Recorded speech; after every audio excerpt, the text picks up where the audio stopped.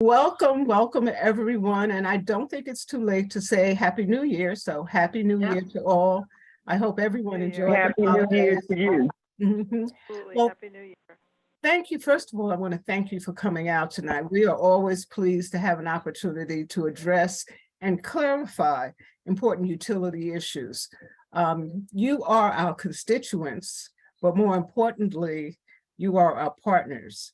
And without you, there are many times that we don't hear about issues that are being discussed, or you come to us with questions that you have, and that gives us a better ability to do our jobs effectively. OPC's mission is to advocate, educate, and protect DC utility consumers. And anyone who knows or has worked with the office knows that we take that mission seriously. Right now, the district, the nation, the world is really embarking on a major transition in the utility industry. During these changing times and times of transition, our mission is more important than ever. And clear and accurate information, as we know, is power. The transition from copper wire to fiber optics, the subject matter for today's discussion, is an important issue, and it has quite a bit of history in the district. Today's meeting came about as a direct result of an avalanche, to say the least, of calls we received from consumers regarding letters they received from Verizon, informing them that the company had filed notice with the PSC and the FCC as required by changes in the law, and that it was in the process of removing copper wire. The company said it was transitioning to fiber optics, and consumers had to change. This created confusion among some consumers because traditional landline local telephone service is supported by copper wire, which, among other things, provides uninterrupted service during power outages. And consumers were concerned with the impact on seniors in particular, who are largely dependent on landline service and their traditional telephones. OPC conducted preliminary research and reached out directly to Verizon and to the FCC. Concerned community members sent letters and questions to OPC. Ms. Alice Walker from Ward 5, Woodridge Senior Community Advocate, who you'll hear from today, requested a community meeting to discuss the issue. What we found was that there was a lot of information, some of it correct, some of it incorrect, circulating in various forums and newsletters, and interestingly, coming from all 8 wards. The thing that was missing was any combined effort, any uniformity in messaging. And so we thought it was important to bring together the significant parties. Verizon, the PSC is here if you have any questions, and concerned citizens, many ANC commissioners, as well as regular citizens. So what we're going to do, how we will present, Ms. Walker is going to give some opening remarks, and then we're going to hear from OPC attorney Thaddeus Johnson, who will go through and present OPC's findings and our position. And then we will have a technical discussion by Janice Gasley Martin, who is the Director of Network Transformation at Verizon. And then the important part will be the question and answer session, where you will get an opportunity to ask your questions directly to any of us. With that, I am going to turn it over to Mr. Johnson, to Attorney Johnson. But first, I wanted you to know that first, please hold your questions until the end of the presentation. And also, you will be muted. We will control the speakers, so you will be muted. You won't be able to speak until we get to the Q's and A's, but I wanted you to know that that was the process that we're going to follow. And That's it. I would be remiss if I didn't at least quickly recognize some of my staff members who are here. My deputy People's Counsel is here, Karen Sistrunk. And suffice to say, I think everyone in the District of Columbia knows Linda Jefferson, who is our interim Associate Manager of Consumer Services, but she is our all-around miracle worker, staff member at the office, and has been for some time. And then there are several other really important staff members that I'm not going to give you their names, but they are here, as usual, supporting and making themselves available to the public. With that, I am going to turn it over to Mr. Johnson, to Attorney Johnson, for his presentation. Thank you very much. Yes, thank you very much, Sandra. I see in the chat, there's a notice that Ms. Walker's internet is down. So hopefully that comes back up and we can get her remarks. In the meantime, as Sandra mentioned, I'm an OPC staff attorney, and I work on telecom matters before the District of Columbia Public Service Commission and the FCC. So tonight, my presentation to you will include a background on the copper to fiber transition in the district, an overview of some of the technical terms on this subject, a review of the current federal rules and local jurisdiction, as well as the available options for local landline telephone services. The presentation, of course, will be followed by Janet from Verizon. But don't wait until the very end if you have a question that you think of right now. I see some people are typing those questions in the chat, and if we see them, perhaps we can roll them into the presentation, but of course, we'll make sure that each of those subjects are covered. So by way of background, how did we get here? As we may know, at one time, copper wires provided the backbone of voice and internet communications in the United States. But over the last few years, the largest telecom companies like Verizon are increasingly replacing their copper-based infrastructure with that based over internet, with internet-based fiber optic cables. The reasons are that there is decreasing support for traditional landline service. The newer fiber optic infrastructure is more reliable, cheaper to maintain, and able to transmit more information. Also, with the background, OPC's participation in and action on these issues date back to 2011. In formal case numbers 1102 and 1090 before the DCPSC, OPC advocated that Verizon's practices in transitioning customers to fiber-based services are reasonable and fair to consumers. As we know, recently, Verizon has communicated to regulators, OPC, and individual district residents that it plans to decommission its copper infrastructure at certain wire centers, which means that the local landline telephone system with Verizon will be transitioned over to the fiber-based technology. So with that, some of the details are that the transition to fiber infrastructure will be at no cost to consumers. The telephone service will retain the same price, terms, and conditions.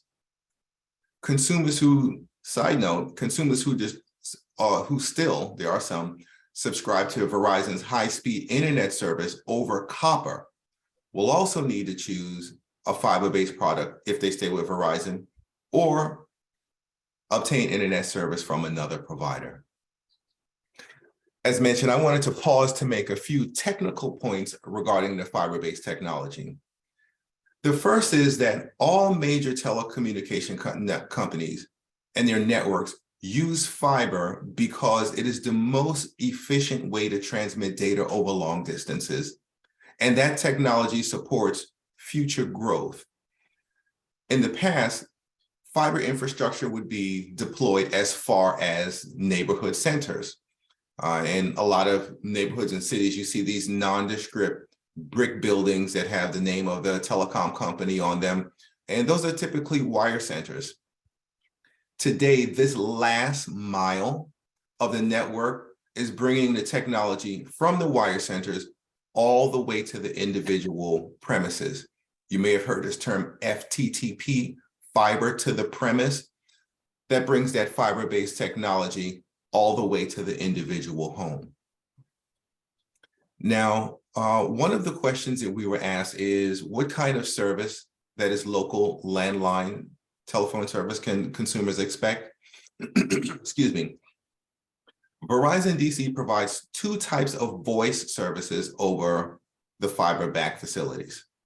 So traditionally, landline voice service that is the same as traditional service provided over copper, except that it may be inoperable during power outages. And that's one thing that we've been hearing about. The second technology, Fios digital voice service, is a VoIP or voice over internet protocol services that cannot be operated over copper facilities. We also received some questions about how this transition would be regulated. It's important to know that the retirement of copper facilities is regulated at the federal level by the FCC and locally by the DCPSC. Here in the District of Columbia, the DCPSC has jurisdiction over local landline telephone services, including the aspects of reliability, safety, and pricing. In the past, telecom companies needed to obtain approval from the FCC before abandoning their copper services. In recent years, however, the federal rules have changed, and telecom companies now only need provide what's called a notice of abandonment with the FCC prior to doing so. In that vein, or accordingly, Verizon must also file a notice with the DC Public Service Commission and OPC before the abandonment. So you'd be interested to know the district rules also state that Verizon must provide residential consumers 90 days notice before the transition. So that explains the reason behind some of the letters that the company mailed and prompted some of these calls. Of course, we're here because consumers have questions and some concerns with concerning the fiber-based telephone service. Excuse me. One thing that we've heard is that consumers want Verizon to provide more information. We're aware that the company has sent out letters and has, I believe, a website dedicated to this, but that's something that we've heard, that consumers want a little bit more information about this transition. Residents have also expressed concerns about the reliability, because what the question is what happens to telephone service when the electricity goes out? And there were also questions about, so what happens is that there are battery backup units which supply power to the equipment, but what happens when the battery backup units go out? Those are some of the questions that came up. There were also some questions about safety concerns. At one time, there was significant concerns, or rather, fiber-based infrastructure could handle signals for alarm signals that go over for hardwired security systems, not the wireless one, but the hardwired ones that would tie into the telephone system. And excuse me, finally, on the subject of aesthetics, whether Verizon will remove the deactivated copper lines. And our guest Janet from Verizon can shed some light on the equipment provided and what customers can expect to see in their homes. Excuse me. Regarding the consumer's choices, when this transition happens, consumers can either choose, once they go on fiber, to remain with Verizon at the same price and regulations for local landline telephone service. Note, though, that consumers should be aware that there is a difference between this plain old telephone service and bundle services. Verizon technology enables the company to provide phone, internet, and television. So note that if a customer retains telephone only services, then they retain the same price, protections, and so forth. But if a customer chooses to bundle those services, wrap it up all in the same bill, then that changes. That takes it outside of DCPSC jurisdiction. And finally, if the customer can choose, simply choose another provider or another means of obtaining the telephone service. There was one question that came in as a rather, excuse me, other providers such as RCN that use copper, will they continue to do so? We have not yet spoken with with RCN, and they're a cable company which OPC does not interact with. So we don't have an answer for what happens with companies like RCN. The DCPSC does have a list on its website of all of the local telecom providers, and they would be able to provide some more information. So that's the overview. And at this point, I'm going to invite Janet to give us the presentation. That is, before you turn it over to Ms. Martin, I believe Ms. Walker is on the line or is. Oh, fantastic. Okay. Herb, can you speak to, I saw something in the chat which said that. Oh, she's on. Ms. Walker is on now, Sandra. Okay. Ms. Walker, would you like to say a few words? I'm sorry we missed you when we started. Oh no, she just disappeared. Hey, folks, I have her on the line. She just lost her internet. I don't know if you can hear her, but we're going to try to do this way, if that's okay. Well, let's try it because Ms. Walker was really instrumental. Here she is. Okay, it's back up now. Okay. Okay. Let's just hope that's not Verizon. I'm just saying, y'all. Okay. First of all, unmute. We can hear you. I don't know why unmute is up there. Okay.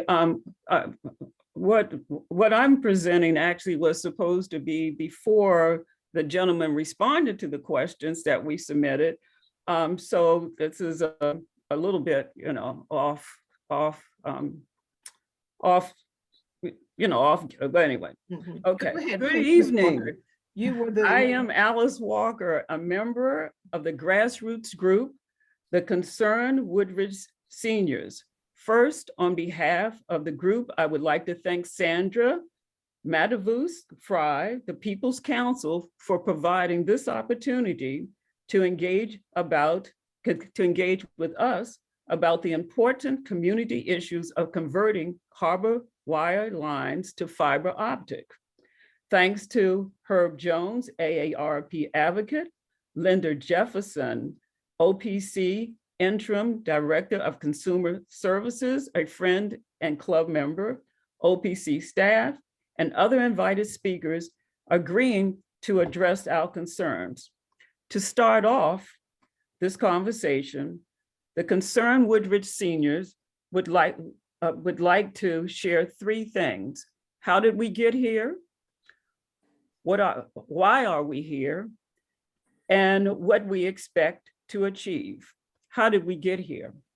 Our group, the Concerned Woodridge Seniors, was formed after receiving several letters and many robocalls from Verizon, notifying us of the intent to eliminate or retire copper wire lines and convert to fiber optic. We started talking amongst ourselves, trying to figure out exactly what that meant, as well as how it might impact our livelihood, our safety, and our pocketbooks. One thing we knew, we wanted to keep our fiber optic phone lines.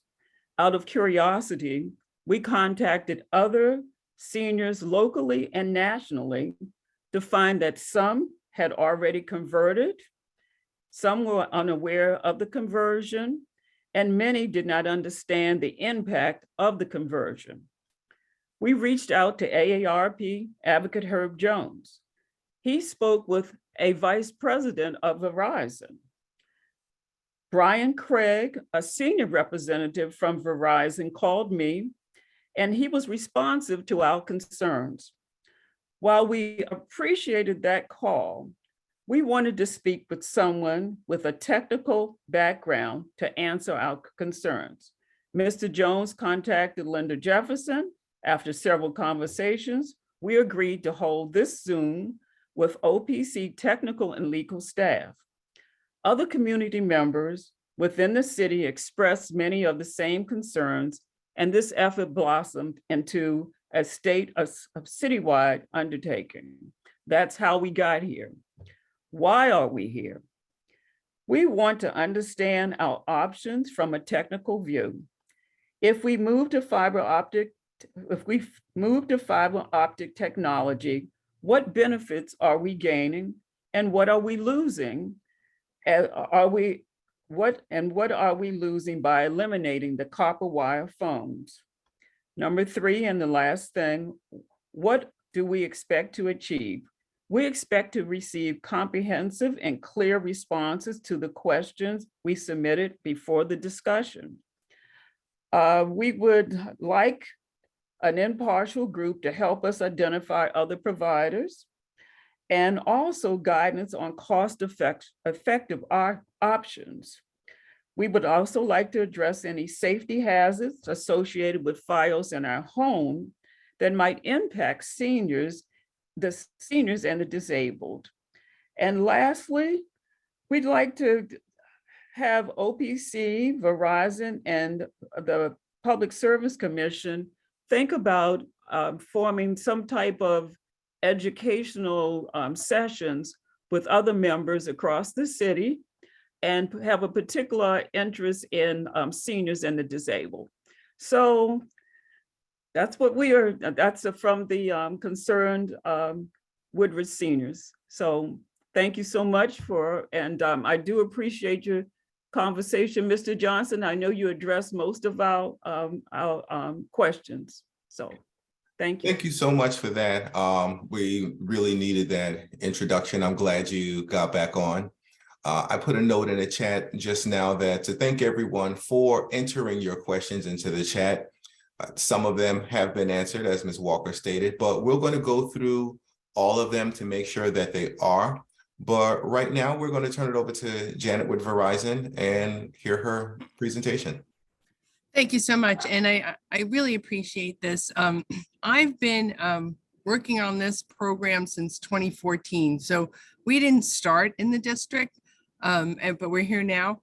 I'm not seeing the presentation. Are you? Okay, great.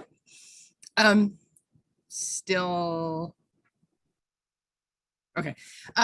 So I'll take you through the technology, what's going to happen, what my team's doing, why we're doing this. And then I want to leave a lot of time for questions because I'm sure everyone has them. Again, I've been with Verizon for 30 plus years. I started as a child. And we can jump into it. So why are we doing this from a Verizon perspective? This program will take about 15 years.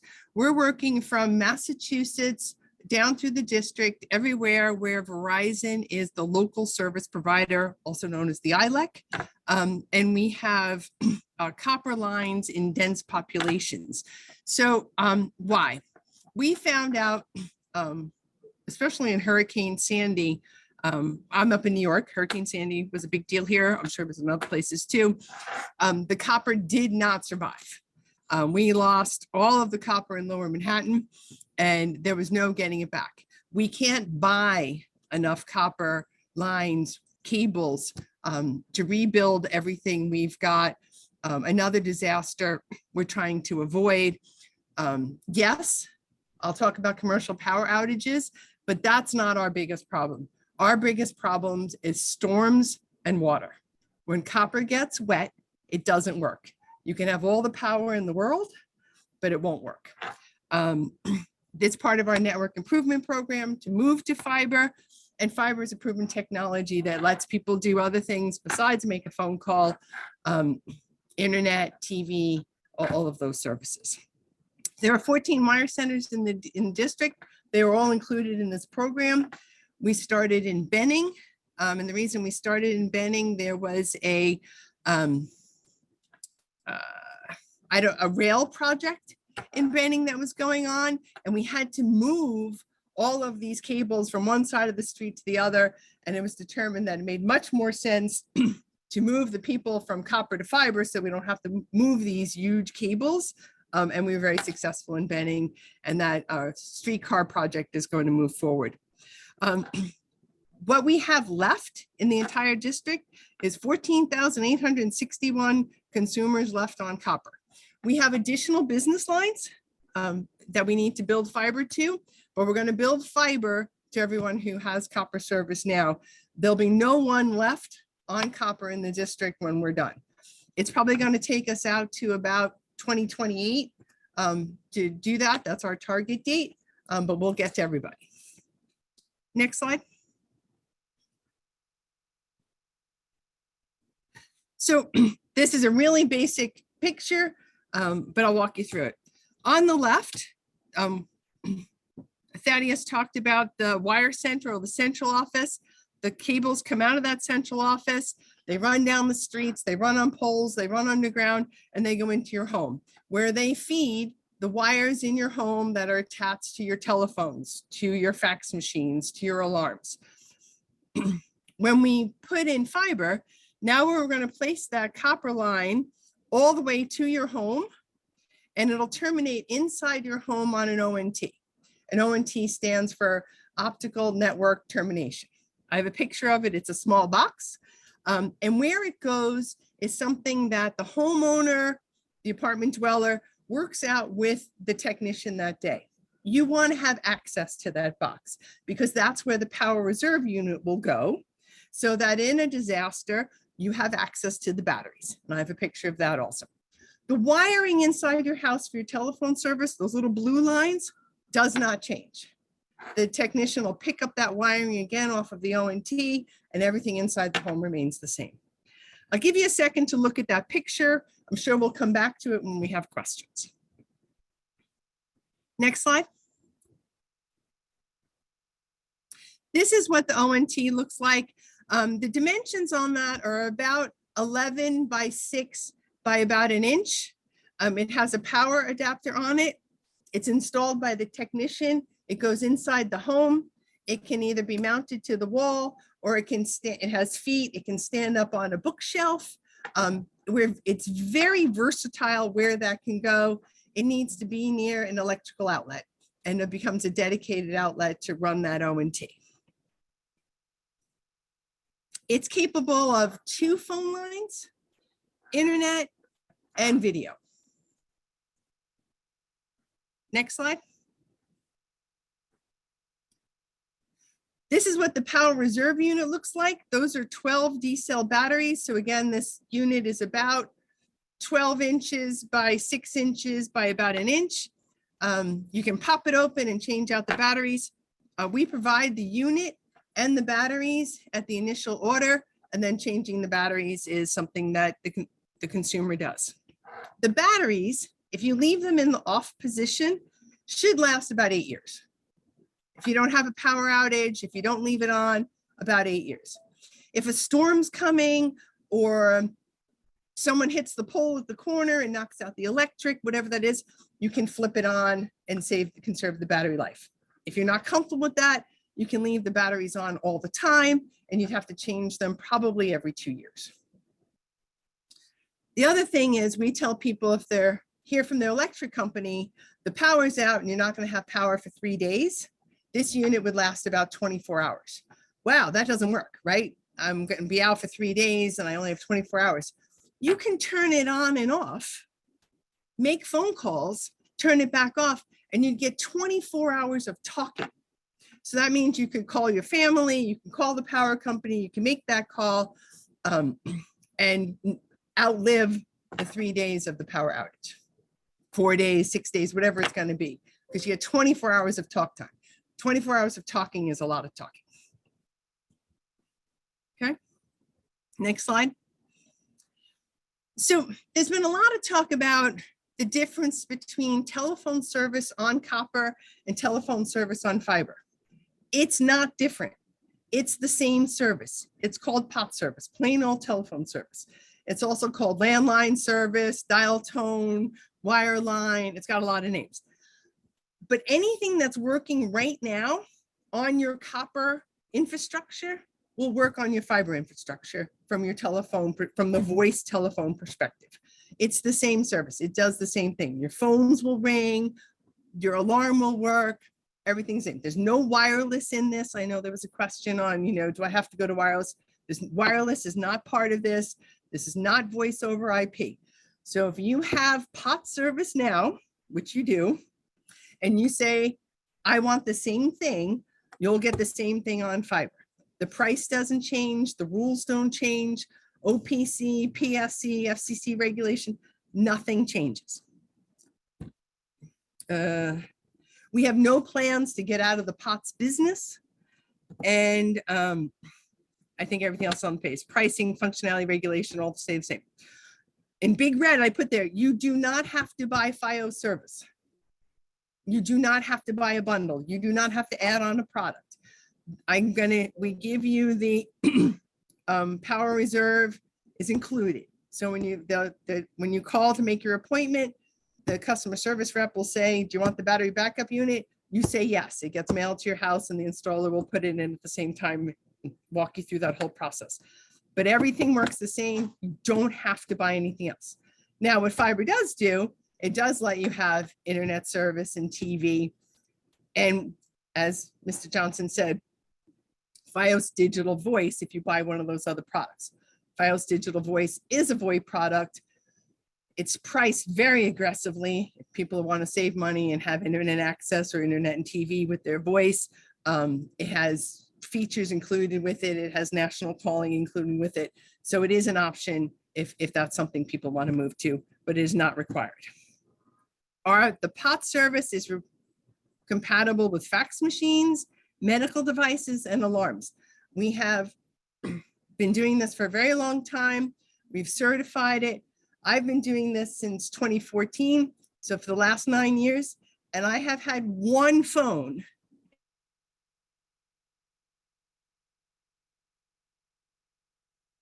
time that didn't work. Someone had a rotary phone from fancy work to get that to keep going, but everything works. So if you've come up with something new and funky, I'd love a challenge. Next slide. So what we have is we have a very robust communication plan especially for our mature customers. The first thing you got with this letter was mandated. We had to send this letter. Again, the clock starts with the letter. The only people who got the letter, I saw in the chat, someone said I didn't get a letter, are people who have fiber right now, who have fiber available, who can move. You will get more communications. That's not our only communications. You will get a letter that says, hey, we know change is hard. You can call us at this number. There's frequently asked questions attached to that. That's all coming. We have a group that only cares for our mature customers, and they will call you. They will try 3 times to get you over the phone over a 2-week period and say, hey, my name is Mrs. Smith. I want to help you with this transition. They'll answer your questions. Our average call time for our mature customers with that group is 20 minutes. You don't have to stay on the phone for 20 minutes, but people get all of their questions answered. This team is built so that they're not rushing you off the phone. They're not selling things. They're just about explaining this and getting the migrations going. Then there are automated calls. You'll get a robocall. You can hit 1 and get a live agent. You can hang up on it, whatever you want to do. There'll be a postcard. There's dates and all of that. And if you still don't do anything, if you ignore me, because I sign all the letters, if you ignore me up to that point, we will suspend your service. And a suspension of service means you can call Verizon or 911, and that's it. That's how we get the last few people's attention if they've ignored everything else and dug in their heels and think they're not going to do this. And then after that, if we still don't hear from you, we would go to a disconnection of service. And we don't ever want to get that far. Okay. Next slide. All right, questions. I'm ready. Okay, thank you so much.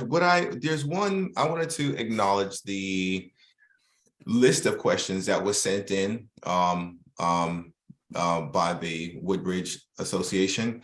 The one that I see that we did not get to through your presentation and mine is asking, is there a way, well, actually you may have addressed this, is there a way to ensure our seniors with limited technical skills are in the loop on updates? Well, actually this was two provided by OPC in their lifestyle. So the seniors lifestyle, that is. And OPC does send out regular updates. We, are active on social media and have a newsletter, the OPC connection that anyone can sign up with and get a regular update pushed to them.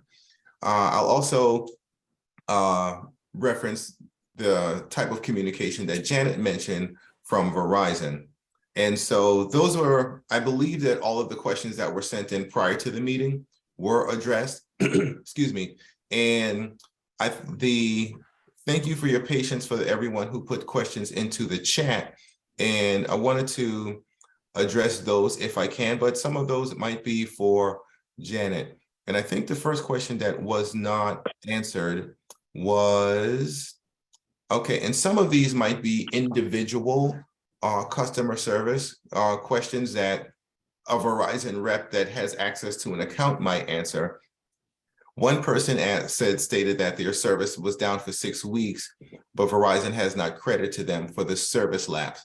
I don't want to speak for Janet, but I don't know if you have access to customer level data, but maybe there can be, I'll tell you what, I'll let Janet answer what's the best way to go about that with Verizon, but that's my first guess. What do you think, Janet? Yeah, so if you've been out of service for 6 weeks and you're still out of service, the credits occur when the problem's resolved.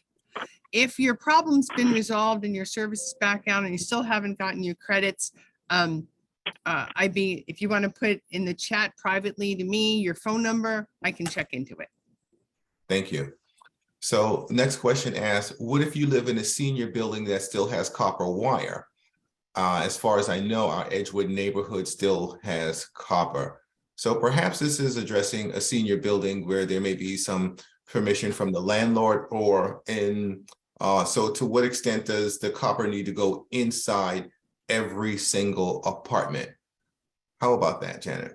Yeah, so what we do is in buildings, they're called multi-dwelling units. We negotiate with the landlord, building owner, to bring fiber into the building and then to each floor.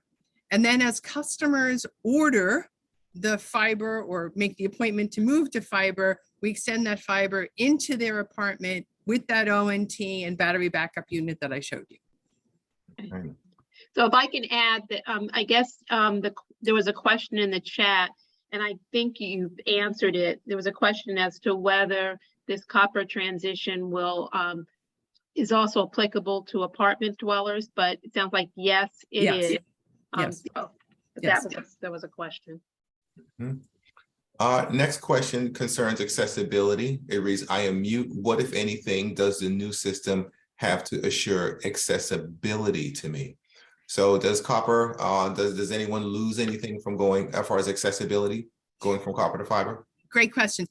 No, as I stated, it's the same service. So whatever, if you're using a teletype or a special handset to accommodate that disability, it'll continue to work with fiber. Mm-hmm. One person never received notification from Verizon. So provided that they're in an affected neighborhood, can they call in and see what the status is? Absolutely. If you haven't gotten the letter yet, it most likely means that fiber is not to your address. Once your address is made fiber available, you'll get your letter. Again, I think that's Patricia.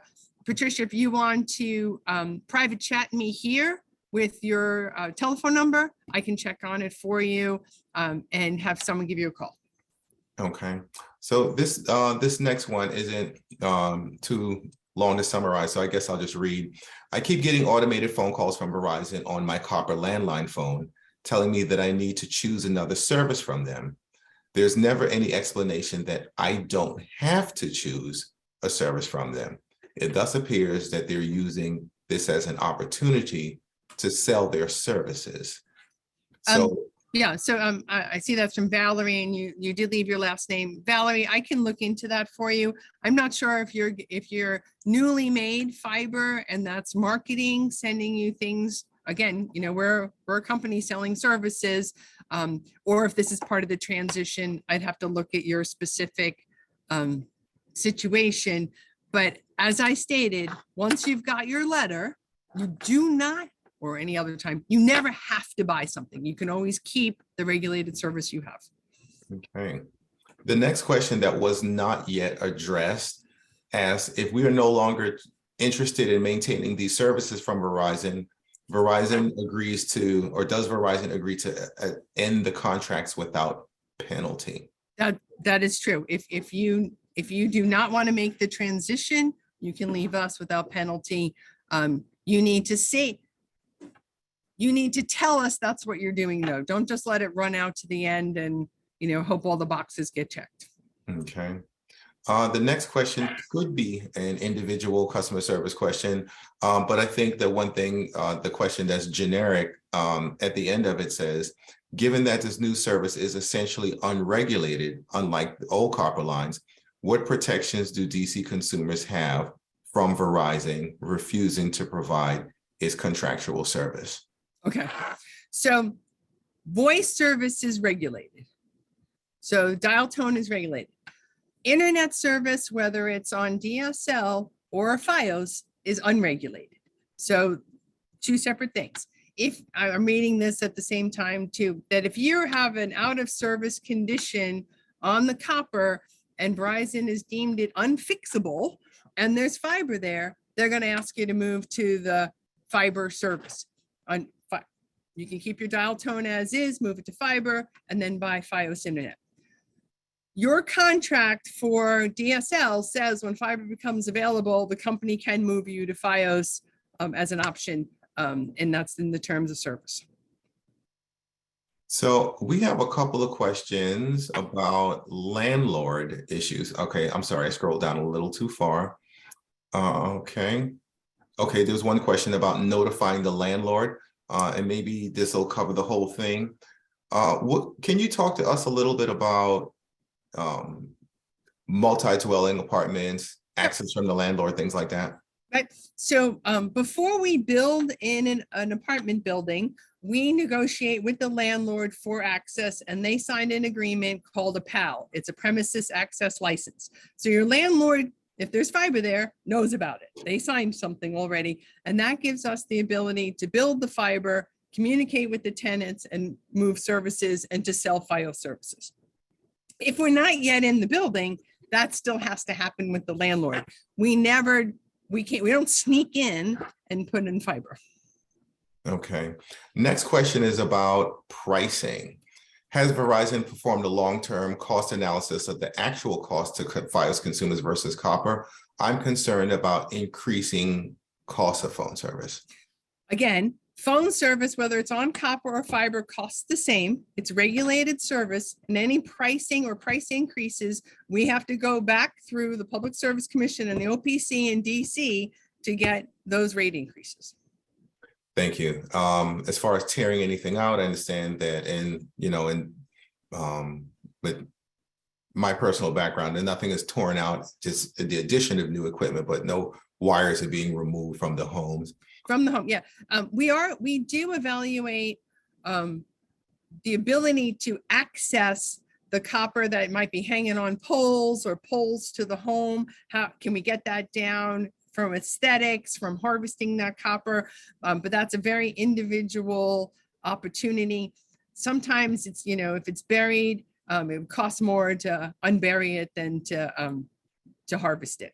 Okay, so to clarify, because I'm glad you brought that up, there was a question that came in, what will happen to the old copper? And perhaps it wasn't the situations that we talked about, underground, buried, or hard to access, but a typical scenario where there's a pole in the background and there's a copper drop that goes to the house. Is that case by case, or how does the company? It is case by case. In some places, we use that copper infrastructure as the lashing for fiber, so it has to stay. It acts like a pole, you know, a long pole.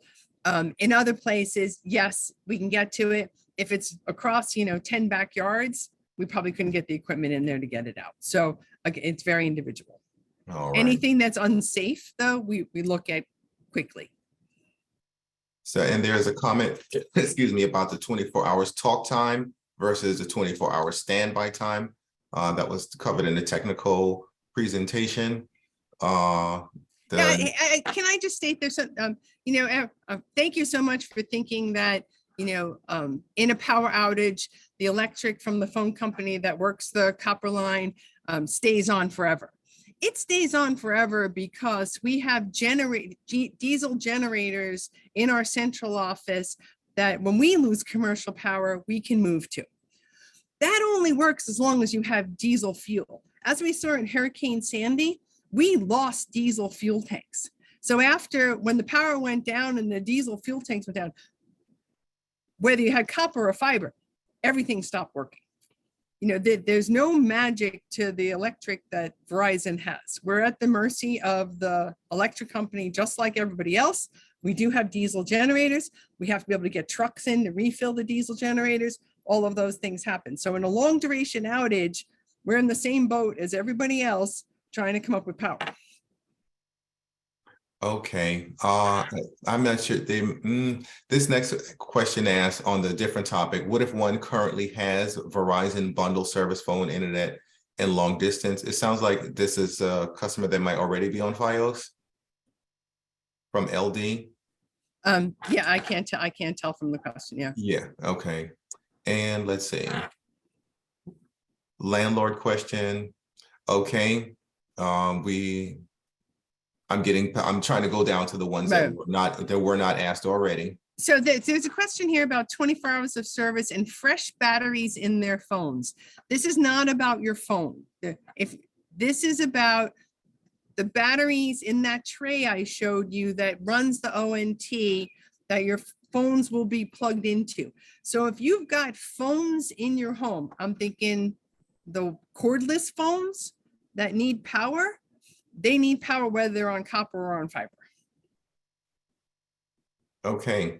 I think we covered this in our conversation, Janet. Does Verizon have a unit dedicated to mature citizens? And if so, what is the number? We do. They will call you. They don't have an inbound calling. Again, there's the numbers to call if you want to call in, or will be in the letters you get. Okay. This question concerns the needed access about electrical outlets. What happens if a customer doesn't really have an outlet nearby or accessible already? So if that's a concern, we can arrange for a pre-survey. So when you call in or you get that call, if you say I have an electrical problem, our technicians can bring an electrician with them. We've contracted with electricians in the area to see if they can work something in a home. We have had, you know, people like, oh, I want it in this closet, and there's the only thing that's in that closet is a light bulb. You know, we try to make it work. Okay, some of these were comments. One about Sandy and older homes. And there's one not on this topic, but maybe, well, the question was there, so I'll ask, who's going to take care of the unsafe, excuse me, leaning and neglected telephone poles in many alleys in my neighborhood? There is a pole team, but again, if you call that 1-800 Verizon, not part of my program, but if you call that 1-800 Verizon number and report an unsafe pole, they do have a pole team. So the last question I see that was not under a topic that had been asked is who's harvesting the copper? If it's determined that the copper should be retrieved, we either use our own technicians or we have third-party vendors that we contract with. Okay, and before we go to, I see a couple of hands raised. There's our final question here was, you weren't clear as to who pays for the electrical service. The electrical in the home for the O&T to plug in is the responsibility of the consumer. Okay. And it's about the same as a light bulb. We did a study. Everybody's electric bill is a little different. It should be about 80 cents a month. All right, so I will continue to monitor the chat, but I see there are some hands raised. Thaddeus, before you move on, I'm sorry. There was one question I believe that that was in the chat, or came from, we got beforehand, and it wasn't clear, so it wasn't answered. But I think the question being asked was, could you, if you had FiOS bundled service, could you change back to local telephone service only, you know, with the fiber, but local telephone service? So if you have FiOS bundled service, can you switch back to local telephone service? I think that was the question. So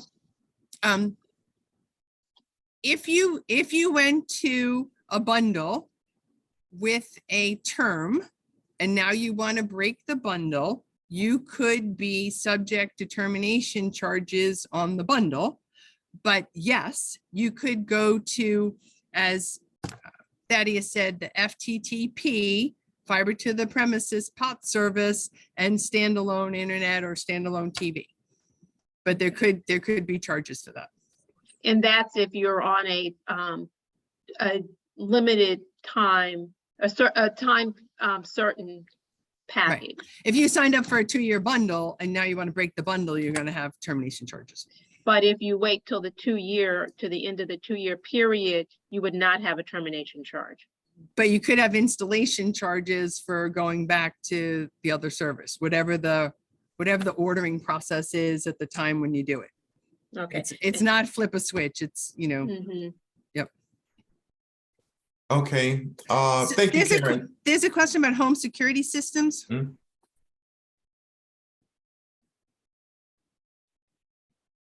Yes, home security systems are typically connected with the landline. When Yes. contacting the home security company, You will have the same landline. There's nothing to tell your home security system except that you're going to have a momentary outage when we switch from copper to fiber, but it's the same phone number, it's the same service. They'll see it go down for probably 2 to 5 minutes while the technician's there. And you should test it before and you should test it after to make sure it's working, but we're not changing the service. So there should be no increase and there should be no costs. okay. And before we switch up, Jack asked a question. Thaddeus? Yes, Sandra, I have a question. please. 2 things. First, Janice, this was an excellent and informative presentation. One thing that I think would be really helpful is to literally take this on the road. Where are you going to senior centers, to even the churches, where you're going to find a large group, particularly seniors, who would benefit from this information? That's the first question. Second, what are you doing to educate seniors on how to change these batteries? I am mature, but I know that I have difficulty dealing with something like changing a battery. I might have some apprehension, and then it may just be difficult to figure out how to actually change that battery. Is there some instruction? Is there something? And maybe this type of on-the-road approach would be helpful. We do not have an on the road. Especially in the last 2 years, we've been COVIDed, and certainly Right. not. I don't have staff. I don't have staff in the DC area to be able to do that. We have done some senior centers and things in other places. It very poorly attended. So it was not fruitful. If someone like this wants to put a group together, we're glad to come back and do it. As to what do I do? I say this in all due respect, our technicians are lovely. That technician who comes out and does this, he will show you how to turn the power on and off. He will show you how to open the box. He will show you how to change the batteries. They're the same batteries that you have in a flashlight. You just pop them in. There's no math there. They do a walkthrough. They do a walkthrough before they start. I get so many commendation letters from, and I've moved 1.5 million residents over the last 9 years to this service. I probably have a pile of commendation letters that said, I was so nervous about this, but Joe, Greg, Mary was so wonderful. I feel so much better. Well, I think that that's accurate. And I also think that given if you had low turnout, it was probably timing. Now that this is a major issue and people are concerned, specifically after your letters went out, I think you may have more attendance. These are important. And Yeah, no, even and like I taking said, advantage- I would do it, but I'm saying we started in Massachusetts and New York in, senior communities also. And I would, go to Massachusetts and we would have 6 people come or 4 people come. This is Yeah. pre-COVID. So Now, we understand completely, attendance, but even taking advantage of virtual presentations at a normal, ANC meeting would be very, very helpful, I believe. okay, invite me. Mr. Virgil Young has had his hand up for a while. Would you please go ahead with your question? Oh, good evening, everyone, and good evening to all the great people at the Office of the People's Council. I used to work for the Public Service Commission as a senior telecommunications analyst. Prior to that, I worked at Corning Glass in their fiber optic group, as well as Intel in their fiber optic groups out in Silicon Valley. I'm here tonight as the Ward 4 AARP liaison, as a fierce advocate for the elderly DC residents of Ward 4. Several years ago, a lady by the name of Betty Noel, who was the OPC, invited me to the Nazuka conference, which is a national group of consumer advocates. And I gave a presentation on voice over IP and copper. I am a FiOS customer. I have everything. I also have a summer home in Massachusetts where I have landline service copper, as well as here in DC. And I just feel that the people need to be heard. I mean, it's nice to have Mr. Thaddeus Johnson, and how are you, sir? I respect you deeply and see you used to work for Verizon as well. But it would be nice to hear from the people, just as the lady from Verizon is able to directly speak. I believe that if Verizon doesn't want to continue with copper, sell it to a competitive local exchange carrier like RCN, but give the people the choice to keep their copper. Don't penalize them saying, oh, you don't have to be bundled, but then on the other hand, you want to charge them fees. I just think that if you don't want copper, let another company have it, sell it to them, but keep that from an infrastructure standpoint as well. I currently work for the Pentagon Department of the Navy as a telecommunications analyst, and I see that 5G is going to be coming down the road, but elderly people, particularly elderly Black folk in Washington, D.C., don't make them have to go get a master's degree level thesis on how to install a battery and this and that. It's just not convenient for them. If you don't want copper, sell it to a CLEC and give them an opportunity to do it. I don't mean to be difficult, but I'm 63 years old. I had a phone ever since I was 3 when my parents had it, and we shouldn't be forced to give it up. Thank you for your consideration, particularly for AARP members here in Washington, D.C. Virgil, I can honestly tell you, if someone wanted the copper plant, we would gladly sell it. I don't have anyone who wants it. And one other thing, as you're going to VoIP, see, there's No, something we're not, called- you don't have to Well, go wait to a minute, voice. let me finish, Okay. ma'am. You spoke for a long time. Interconnected VoIP, elderly people need to know the difference between pure VoIP and interconnected VoIP. You are an ILEC. Verizon is an ILEC, which means you own the PTSN, telephone switch network. You are going to be perceived as an interconnected VoIP carrier. So the regulatory treatment from the FCC is going to be slightly different than it would be for a pure VoIP, which would be a Title II information service. You need to explain that to people so that they understand. Thank you.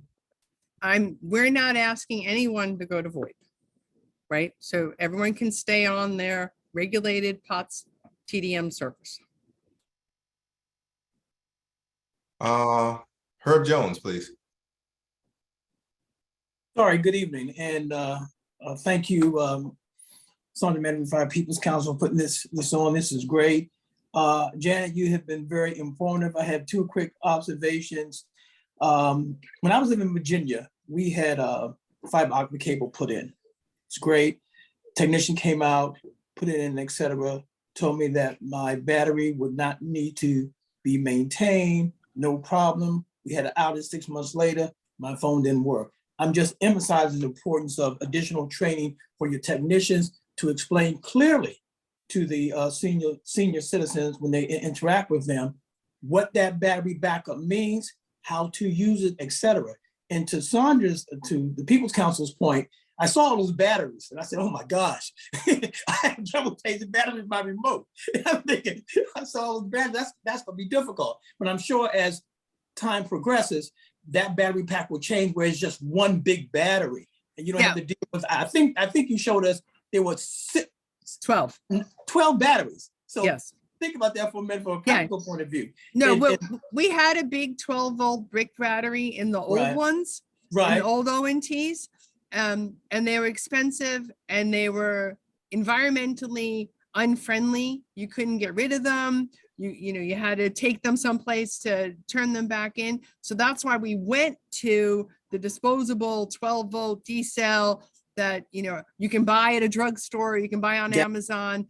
And most people understand how to change a flashlight battery more than they did the big bricks. Okay, and tell me again, what is that cost of that battery device? What does that cost? So if you are part of this program, the battery device and the first set of batteries are free. Okay.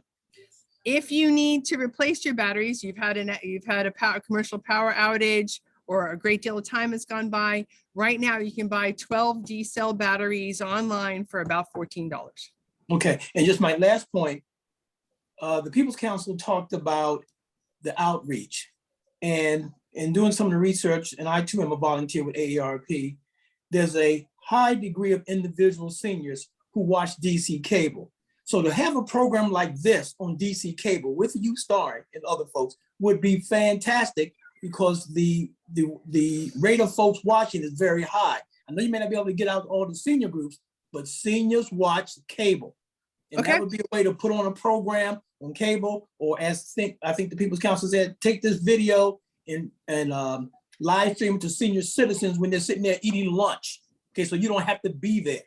Okay. That's great input. I will ask our PR team if they have any input into DC cable. I'm making a note. I can't tell who the next question is from. It's from a phone number 202, ends in 680.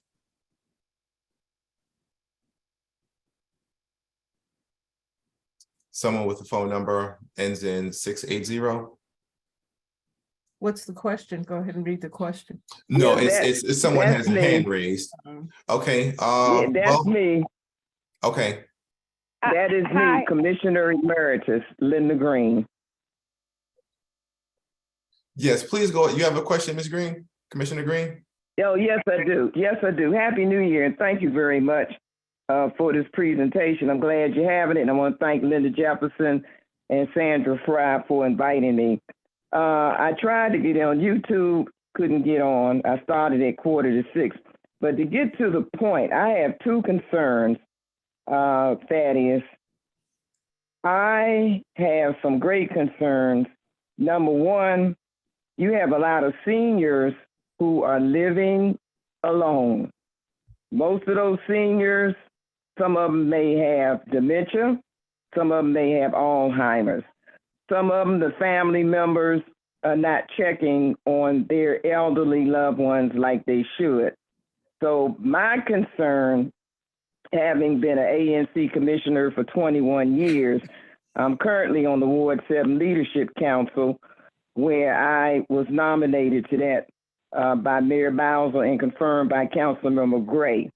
The point that I'm making, I don't think, and this is for Janet, to suspend any services from anyone until the Office on Aging can work with AARP and the Office of the People's Council to make sure before any services are suspended from a residential home or a person living in an apartment, residential senior building, until you find out why they have not responded to their letter or to a phone call.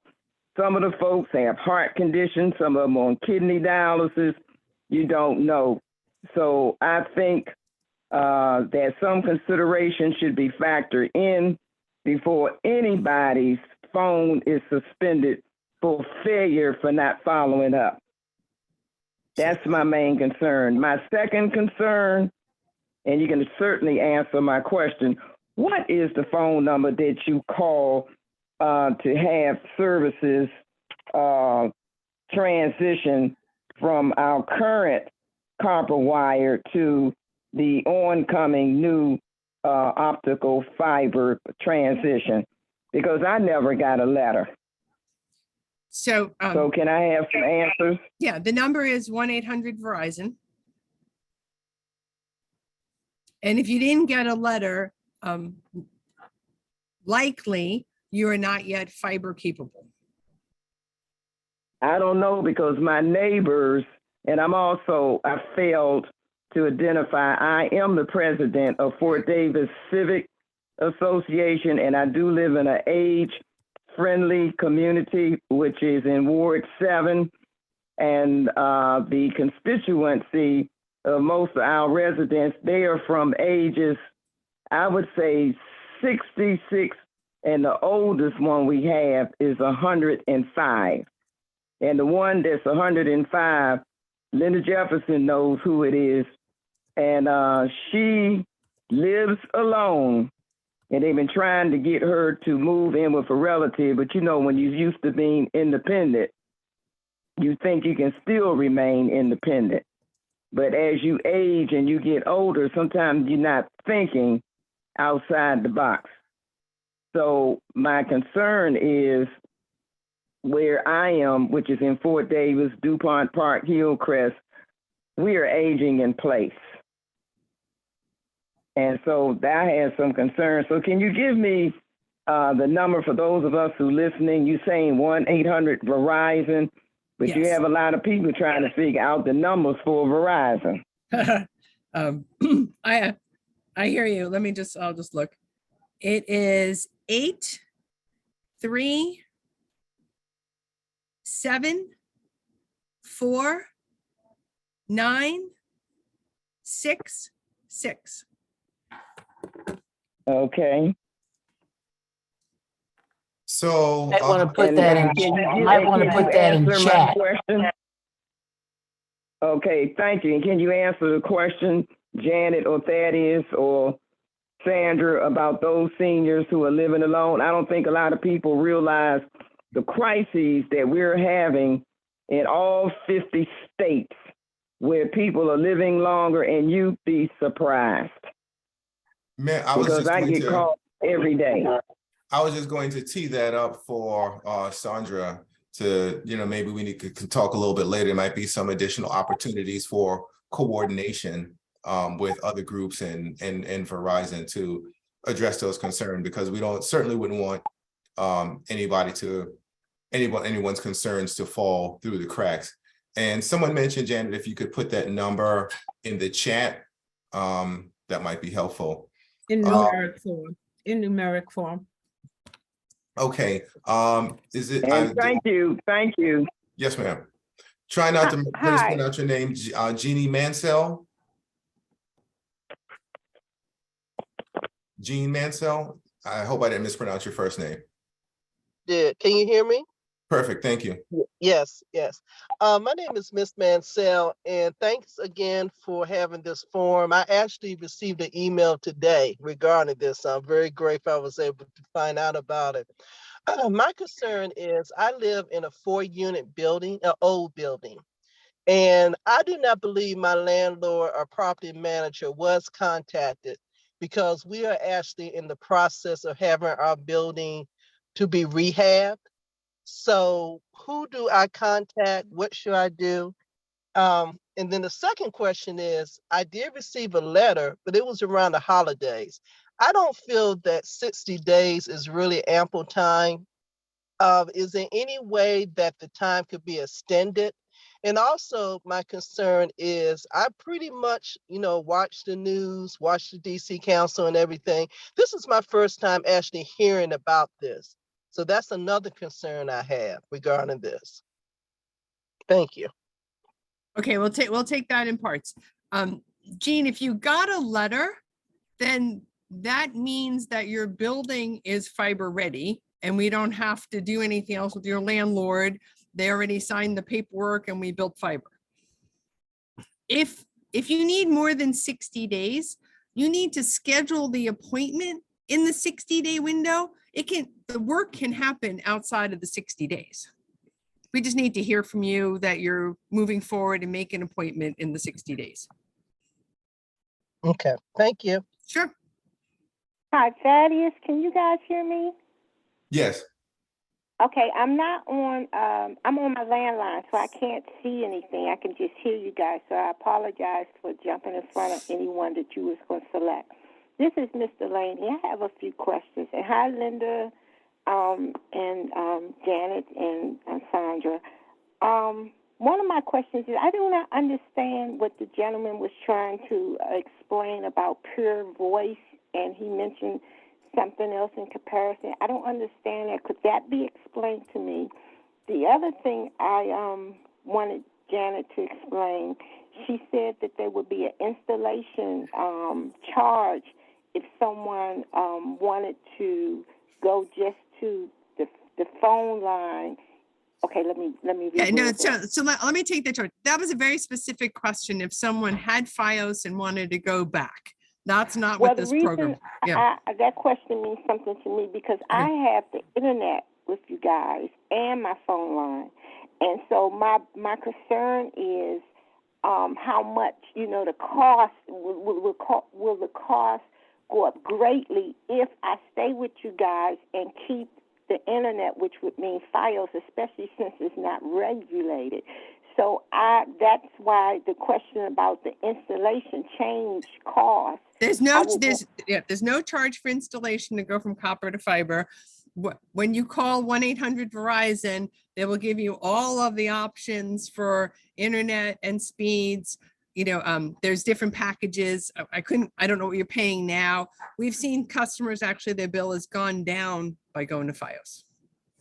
Okay, because in the past, whenever I've dealt with the sales department, they've always told me whatever I was trying to get, the price would be one thing, and then once I get the service, it was much higher than what they told me it would be. And they always seem to try to oversell, sell me something that I don't need. And because I'm a layman to the services, I think that they're giving me the best package, and they really aren't. They're just trying to sell a bigger package. So I want to make sure that I'm not getting bamboozled like that, and that's why this pure voice and the other thing, all these terms are a foreign language to me. So if you could explain what the gentleman meant when he was saying that you need to explain a pure voice or whatever, what that means. He was saying VoIP, not voice. And you do not have to buy VoIP service. We're not suggesting you buy VoIP service. You can keep. What is that? voice over the internet. So there are Okay, people who no longer want to have phone service. They use their internet connection to make phone calls. You don't have to do that. I didn't know that. See, I didn't know anything like that existed. Okay. And the installation changes if I decide to get a bundle with you guys and then later decide I don't want it after whatever term, I have to pay for you all to remove it. Is that with the installation charges you were talking about? No, they were talking about changing your service during the contract period. Okay, outside of the contract period, someone asked you after the term was over, you said that there would be a charge for the installation changes that would have to be made if they decided not to keep the bundle. Is that correct? Anytime you make a change, there could be charges. I'm not saying there would be, but I don't know what the rates are going to be 2 years from now. So if you have A and 2 years from now you want B, there could be charges to move to B. So I know I'm being redundant, but I just want to be sure. So if you have a bundle and then you decide that you just want to have the phone service with Verizon, and you're outside the term limit, you're saying that you still may have to pay to just be switched over to just the phone. No, that's not what we're saying. We're saying if you change your phone service from service A to service B, if you have service A and you keep A, then there's no installation charges. And how can I reassure, what can I do to be sure that when I do speak to a representative for Verizon, that they do not try to oversell me something that I don't need or don't want? Because again, I'm a layman. I'm going to be totally at their mercy, depending on them to give me something as close to what I already have. So, just tell them I want something as close to already I have, and I don't want to pay any more money. Mm-hmm. Yeah. Okay. Okay. Thank you, guys. Yeah, you're welcome. This is Karen Sistrunk again. This just shows how this is very confusing, because I think I know something about this and I'm confused. So going back to that question, if you have a bundled service, I think this question is a red herring. Mm-hmm. I think this is one question that was very specific. I went to FiOS. I don't want to have a FiOS anymore. I want to go back to the regulated service. Right. I think if that situation happens so infrequently, I think we should move off it.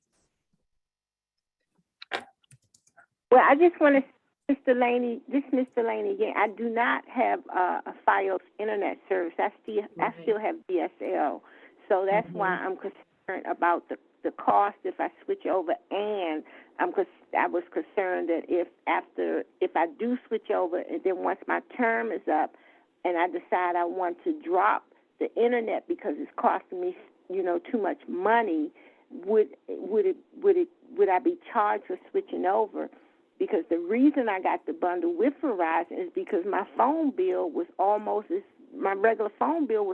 as much as it is to have the bundle. Okay, Matt, I want to jump in really quick. Maybe I hope perhaps that question could be done in writing. I'm jumping in for two reasons. One, I don't know if Sandra, what do you think about going over a little bit, but we're at almost 5 minutes of time. Jeffrey Howard has had his hand up for a while, and no, thank you so much for your time. And Jack Porchio put a question in the chat that I think, Janet, if you can take a look at that. I was trying to type in my Zoom did something. Okay, but basically the question was, if there's an additional receptacle needed, who pays for it? Right. And I'll have to talk to DC installation. In other places, we have electricians that we contract with. I'm not sure what we do in DC. Let me get back on that one. Okay, want to acknowledge we are running short on time. I'm not trying to rush you, Mr. Howard, and then Mr. Walker, but please go ahead with your question, Jeffrey Howard. Ms. Walker had her hand up first. I'll let her go first. My question is going to be real brief. Okay, go. Thank you, Ms. Walker. Yes, hi.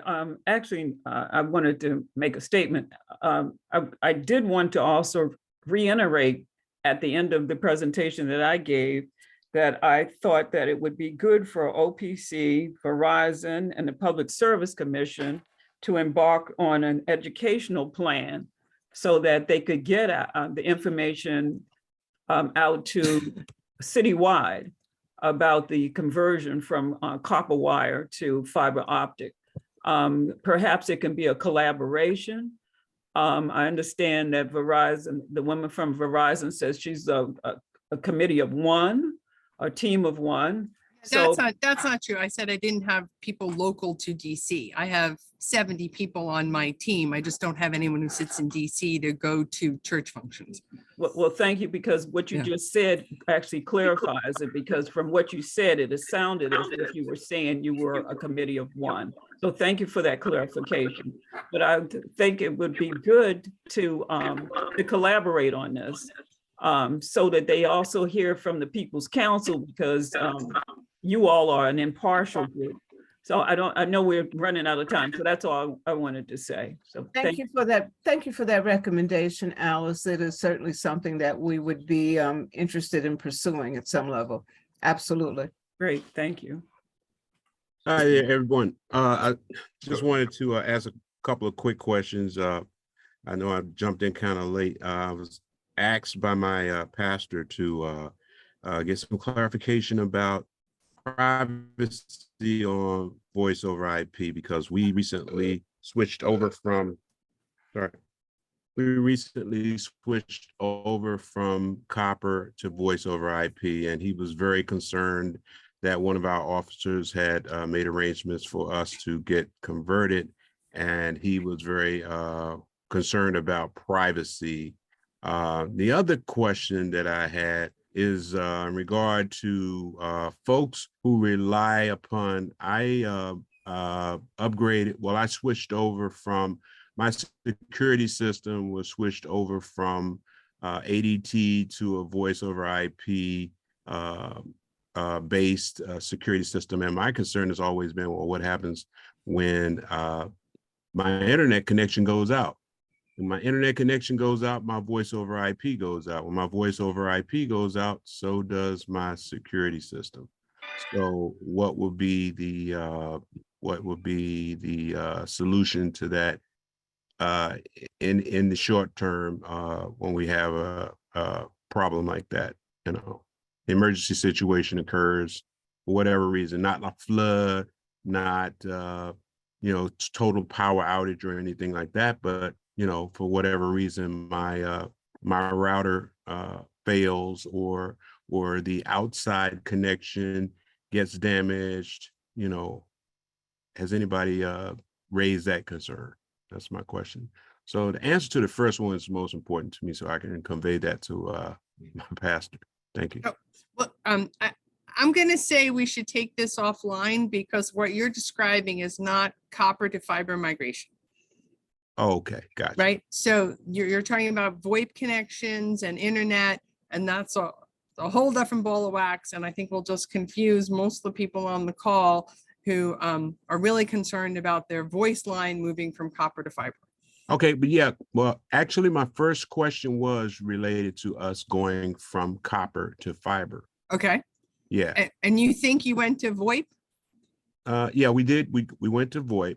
And okay. He's concerned about privacy because he maintains that there's some conversations that members of the church might have with him, and he's concerned with the fact that it's internet protocol based, that everyone has access to. For whatever reason, he gave me the impression that he thought that the conversations could be recorded and all that stuff. And I said, well, I'll see if I can get clarification. Yeah. So I'm gonna.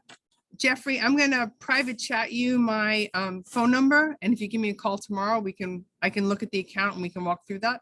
Okay. Thank you. Will do. All right, Sandra, I want to turn it back over to you. We're just at time. and about how we should follow up and what next steps might be. Thank you. First of all, thank you, Janice, for coming and for being so willing to answer the questions. These are important questions for our consumers and your clients, your customers. And I appreciate your candor and your patience.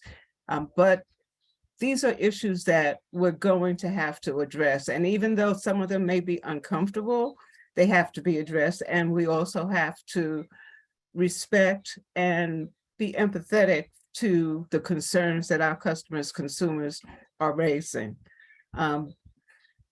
Thank you, of course, to our consumers, our participants, our concerned citizens that took time from their evening when they could do something else to sit and listen to us.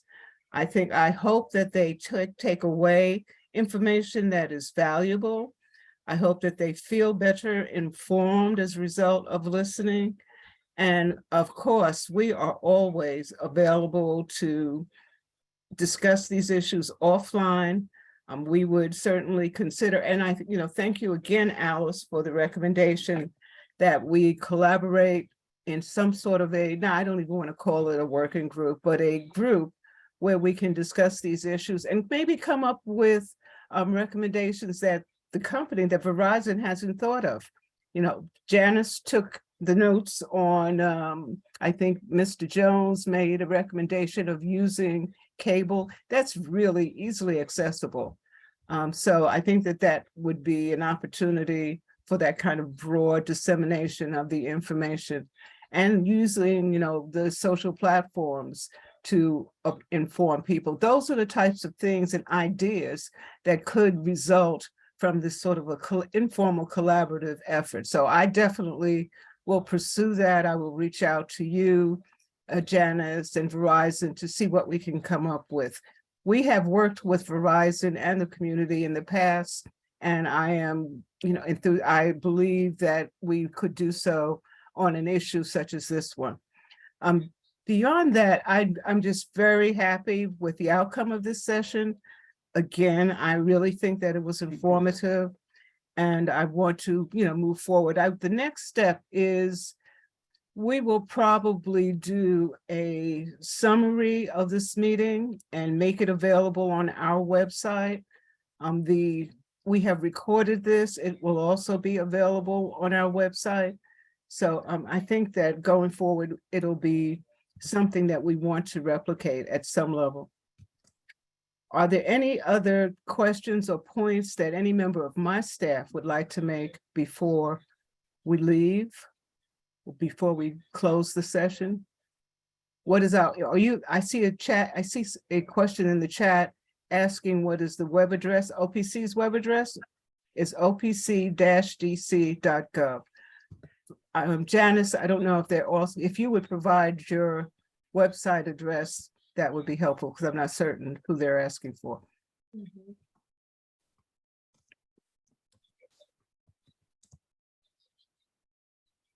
I think Janice is putting it in the chat.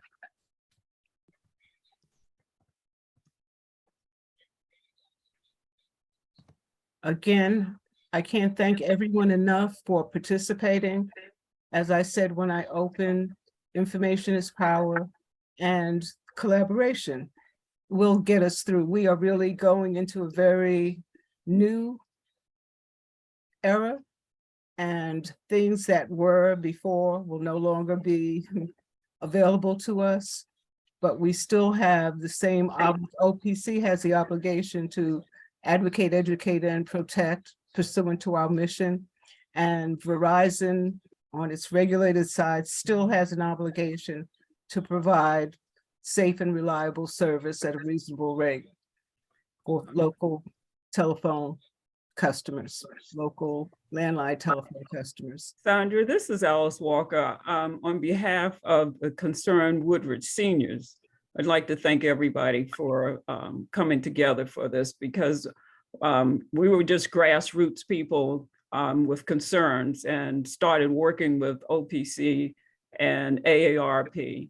And so we're grateful for the entire time that you all have spent, and the entire staff. Thank you. Thank you. Mm-hmm. Yeah. Okay. I would just like to say thank you also. And I thank Verizon, Janet, for, participating on relatively short notice. We'll be in contact because, this is probably the first, of consumer outreach on this issue. Thank you all. I appreciate the opportunity. And in the subsequent letters, there's a lot of frequently asked questions. The website is in it. The helpline is in it. There'll be outbound calls. So we'll be pushing more and more information out. I hope it's clear. Like I said, we've been in other regions. I'm not surprised, as we first get started, neighbors start to talk, I'd like to clear up any misinformation early. So I appreciate this time. Thank you, Janice.